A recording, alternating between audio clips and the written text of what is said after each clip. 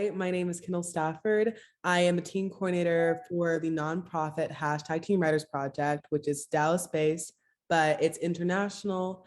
We are so happy that you are here today and you are literally lending time to elaborate on your book, The Stand-In, and your process as a writer, and also on the publishing process. So thank you so much for being here. I'm really happy to meet you, Kendall, and thanks for letting me chat with you. First off, can you please introduce yourself?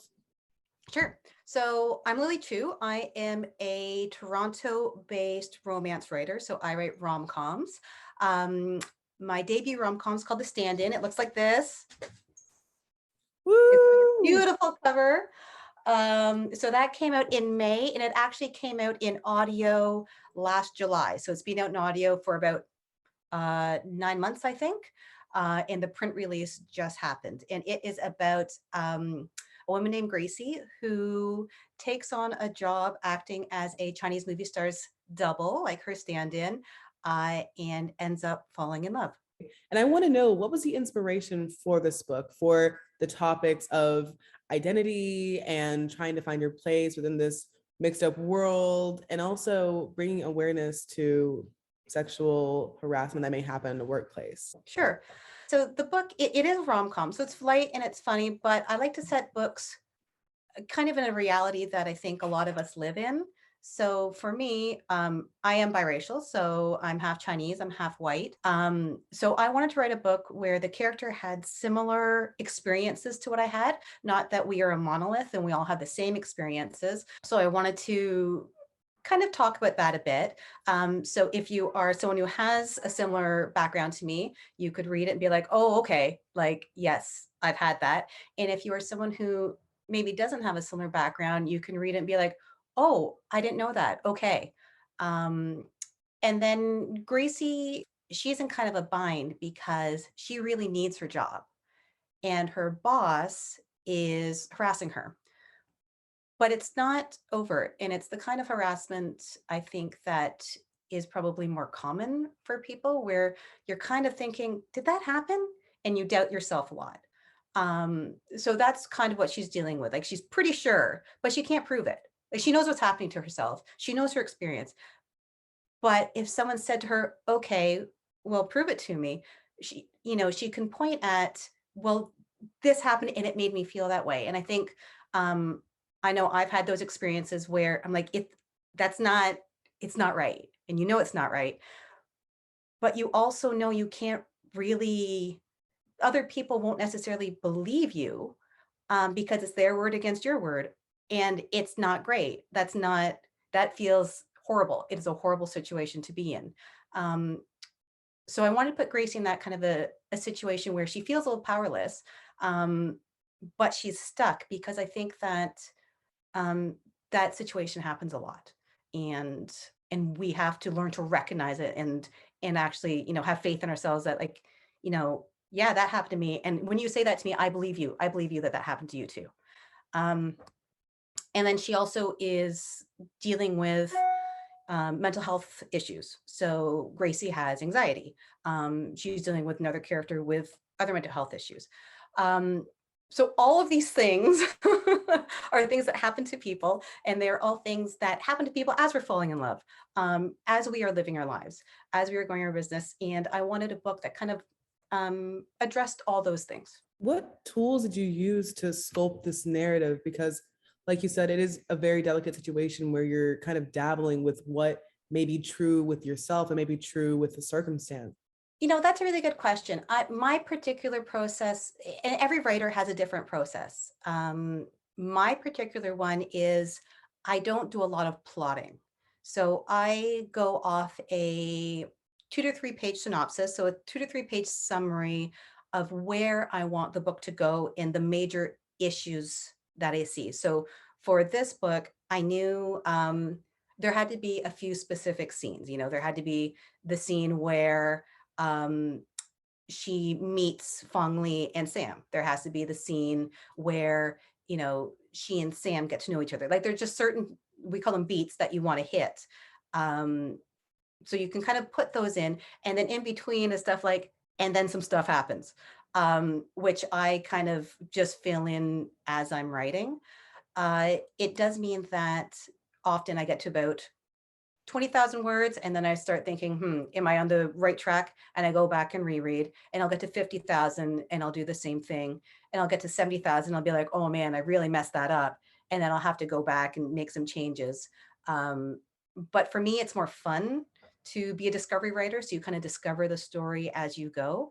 But it's absolutely not the only way to write. I know writers who plot every single chapter, so they're before they start, their whole book is plotted out. They know exactly where it's going to go. And they write fantastic books that way.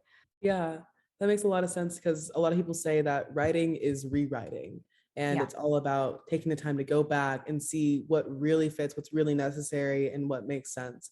Um, I'm wondering, how long did it take you to develop this story and how did you continue to stay motivated throughout the process? This was actually pretty fast. So I got the idea, December, January 2019, 20, pretty much when the pandemic hit. So I wrote it in about 6 months and then it went out on submission.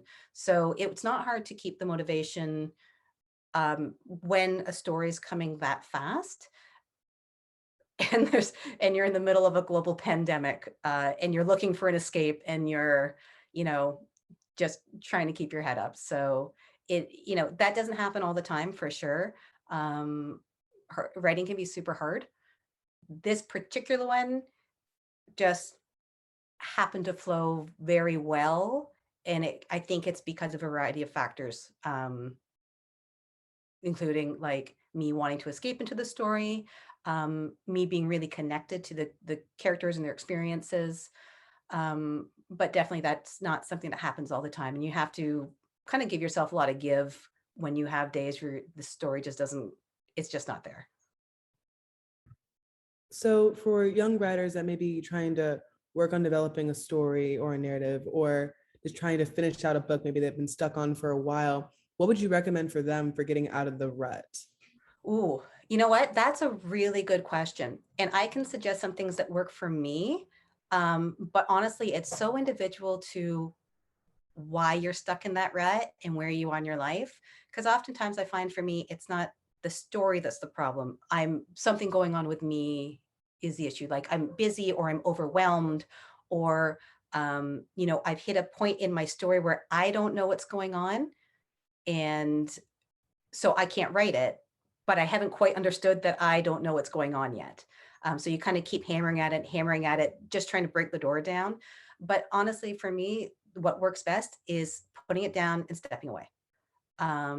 It is absolutely the best thing that always works for me is I shut the computer and I go do anything else, preferably something active for me because it helps get my mind off it, but just something that, you could go to an art gallery, you go for a walk, you see your friends, um, you read another book, but just something that it gets your mind away from it and lets your subconscious just sort of mess around with the story and where you're going with it. I find really helps for me. That's really, really refreshing to hear that, like, you have to make sure you're prioritizing yourself as well as your work and that you are Absolutely. finding balance within it because attaching yourself to it can become an unhealthy obsession. Yeah. I'm glad that's like kind of being brought forth because yeah, Yeah. it's like especially when you really feel connected to something and you just don't want to back away from it, like that can be detrimental to your work. And it is very, very important that like young writers and just writers in general know about it. And I'm wondering, how long have you been writing and what got you into writing? Oh, years. So I've probably been writing 20, 25 years. I wasn't one of those people who knew that they wanted to be a writer from the get-go, like was writing stories as a kid. Like that wasn't me at all. I was a reader. And it wasn't until I was in my 20s that um, there was a literary festival here in Toronto, and I was just kind of wandering around looking at books and just whatever. And I was like, oh, be a cool story. And then I said, I could write that story. It never really occurred to me that I could be a writer. Writing was something other people did.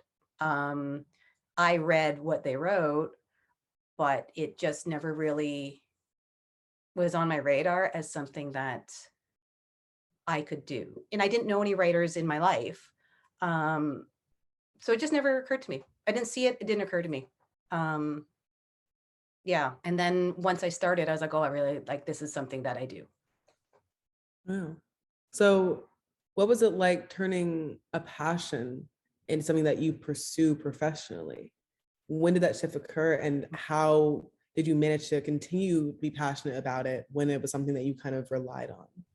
Um, I think passion is actually a bit of a misleading word for me because to me personally, a passion is something that flames up bright and strong and then usually kind of dies out a bit. Um, Writing is just something, I would say it's more of a habit rather than a passion. It's a habit for me. It's just something that I need to do. So I make the time to do it. Um, why I need to do it, I'm not really sure. I just need to I need to write to feel like myself, I guess. Um, and so when it's a habit and you don't think about it, it's just something that is part of your day-to-day life. It's, I think, easier to maintain than a passion, which tends to be overwhelming and you're all in. So, but when it's integrated in kind of your everyday life, like you brush your teeth and then you write, or however you do it, I find it's much easier. This is going to be our last question, but it's something that we ask everybody. Mhm. If you were a dessert, which dessert would you be and why? And I'm talking like flavors, drizzles, anything. And I want to go in depth. Like, why would you be that dessert? And Why I'm would I very be that intrigued. dessert? Okay, this Mhm. is so hard because now I'm thinking of desserts that I actually like, and I do tend to be more of a chips person, like a savory Ooh, person, okay, okay, uh, okay. than desserts, although I will eat, like anything, any dessert you put in front of me. Okay, give me a second here. Okay. I think when it comes down to it, for a dessert, I'm probably just like a Dairy Milk chocolate bar, like it's Okay. just a plain chocolate bar, kind of what you see is what you get. There's nothing like no hidden caramel or anything there. Um, you break it open, it's kind of the same all the way through. I think that's probably where I'm at. That's really uninspired and not very exciting. No, it's very intriguing, honestly, and it's like very honest, and I love that. So can you please shout out all your platforms or your socials? We want to make sure that we are supporting you in any way possible. Yeah, thanks. Mhm. So I'm mostly on Instagram and it's at Lily Chu Author. I'm also on Twitter at Lily Chu Author. And am I anywhere else? I don't think I'm anywhere else. I have a website, lilychuauthor.com, and I'm not on Facebook or other things. Okay. Well, we thank you so much for being here today and sharing so much valuable advice for our teens and our creatives that are all around. And I know they really appreciate this because honestly, it allows them to grow in their skills and what they enjoy. Thank you and have a fantastic day.